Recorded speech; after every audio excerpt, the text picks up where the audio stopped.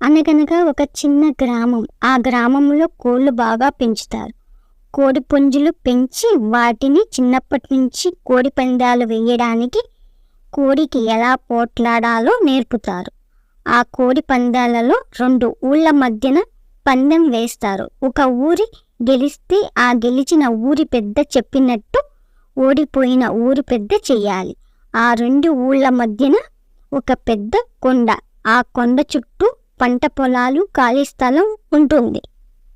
అక్కడికి 2 ఊళ్ళ కోళ్ళు మేత మేయడానికి చాలా కోడిపుంజులు వస్తాయి. అయితే ఆ కోళ్ల మందలో 2 కోడిపుంజులు ఎప్పుడూ పోట్లాడుకుంటాయి.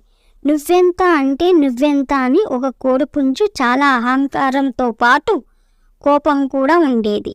ఆ కోడిపుంజుకు, మేము మేత మేసిన తరువాత మీరు మేత మేయాలి.